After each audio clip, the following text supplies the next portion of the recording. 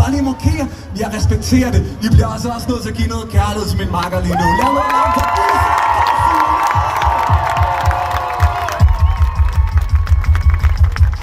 det, der er dejligt ved at spille sådan en koncert, hvor solen brager ned. Det er, jeg kan jo se jer alle sammen.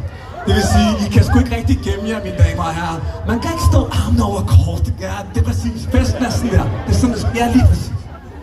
Nu skal I lige gøre mig en tjeneste. I skal hilse på mit band, som I kan mærke på blandt andet Isak. Jeg er fucking heldig. Jeg rejser rundt i landet med nogle af de dygtigste mennesker i musikbranchen.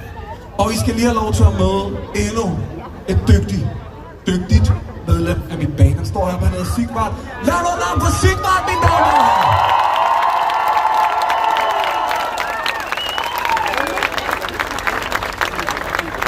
Det er sådan, at de sidste par år, sådan alt min nye musik, den har jeg lavet sammen med Sigvart.